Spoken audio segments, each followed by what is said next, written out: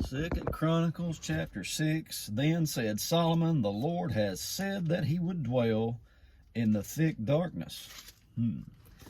But I have built a house of habitation for thee, and a place for thy dwelling forever. And the king turned his face and blessed the whole congregation of Israel, and all the congregation of Israel stood. And he said, Blessed be the Lord God of Israel, who has with his hands fulfilled that which he spake with his mouth to my father David, saying, Since the day I brought forth my people out of the land of Egypt, I chose no city among all the tribes of Israel to build a house in, that my name might be there. Neither chose I any man to be a ruler over my people Israel, but I have chosen Jerusalem, that my name might be there, and have chosen David to be over my people Israel. Now it was in the heart of David my father to build a house for the name of the Lord God of Israel.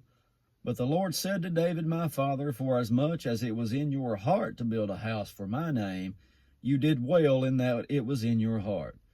Notwithstanding, you shall not build the house, but your son which shall come forth out of thy loins, he shall build the house for my name. The Lord therefore has performed his word that he has spoken, for I am risen up in the room of David my father, and am set on the throne of Israel,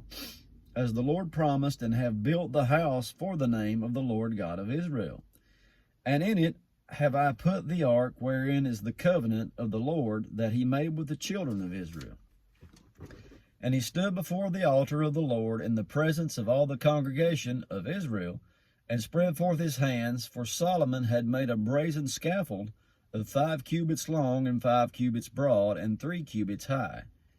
and had set it in the midst of the court, and upon it he stood and kneeled down upon his knees before all the congregation of Israel, and spread forth his hands toward heaven, and said, O Lord God of Israel, there is no God like thee in the heaven, nor in the earth, which keeps covenant and shows mercy unto your servants that walk before you with all their hearts. Thou which hast kept with thy servant David my father that which you have promised him, and spake with your mouth, and have fulfilled it with your hand, as it is this day. Now therefore, O Lord God of Israel, keep with thy servant David my father that which you have promised him, saying, There shall not fail thee a man in my sight to sit upon the throne of Israel, yet so that your children take heed to their way to walk in my law, as thou hast walked before me. Now then, O Lord God of Israel, let thy word be verified, which thou hast spoken unto thy servant David. But will God in very deed dwell with men on the earth? Behold, heaven and the heaven of heavens cannot contain you, how much less this house which I have built. Have respect, therefore, to the prayer of your servant, and to his supplication, O Lord my God, to hearken unto the cry and the prayer which thy servant prays before you, that your eyes may be open upon the house day and night, upon the place whereof thou hast said that you would put your name there, to hearken unto the prayer which your servant prays toward his place. Hearken, therefore, unto the supplications of your servant, and of your people Israel, which they shall make toward this place. Hear thou from thy dwelling place, even from heaven, and when you hear, forgive. If a man sins against his neighbor, and an oath be laid upon him to make him swear, and the oath come before your altar in this house, then hear from heaven and do, and judge your servants, by requiting the wicked, by recompensing his way upon his own head, and by justifying the righteous, by giving him according to his righteousness. And if your people Israel be put to the worse before the enemy, because they have sinned against you, and shall return and confess your name, and pray and make supplication before you in this house, then hear thou from the heavens, and forgive the sin of your people Israel, and bring them again unto the land which you gave to them and to their fathers.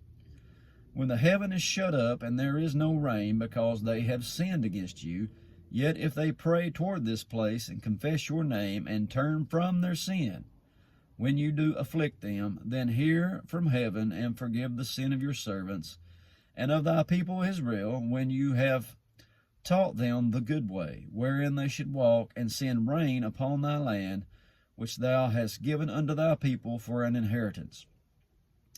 If there be dearth in the land, if there be pestilence, if there be blasting or mildew, locusts or caterpillars, if their enemies besiege them in the cities of their land, whatsoever sore or whatsoever sickness there be, then what prayer or what supplication soever shall be made of any man, or of all thy people Israel, when every one shall know his own sore and his own grief, and shall spread forth his hands in this house, then hear thou from heaven your dwelling place, and forgive, and render unto every man according to all his ways, whose heart you know, for you only know the hearts of the children of men, that they may fear you to walk in your ways so long as they live in the land which you gave unto our fathers. Moreover, concerning the stranger which is not of your people Israel, but is come from a far country for thy great name's sake, and thy mighty hand and thy stretched out arm, if they come and pray in this house, then hear thou from the heavens, even from thy dwelling place, and do according to all that the stranger calls to thee for, that all people of the earth may know thy name and fear thee, as doth thy people Israel, and may know that this house which I have built is called by thy name. If your people go out to war against their enemies by the way that you shall send them, and they pray unto thee toward this city which you have chosen, and the house which I have built for your name, then hear you from heaven their prayer and their supplication, and maintain their cause. If they sin against you, for there is no man which sins not, and you be angry with them, and deliver them over before their enemies, and they carry them away captive unto a land far off or near, yet if they bethink themselves in the land where they are carried captive, and turn and pray unto you in the land of their captivity, saying, We have sinned, we have done amiss, and have dealt wickedly, if they return to thee with all their heart and with all their soul in the land of their captivity, where you've carried them captives, and pray toward their land, which you gave unto their fathers, and toward the city which you have chosen, and toward the house which I have built for your name, then hear you from the heavens, even from thy dwelling place, their prayer and their supplication, and maintain their cause. Forgive your people which have sinned against you.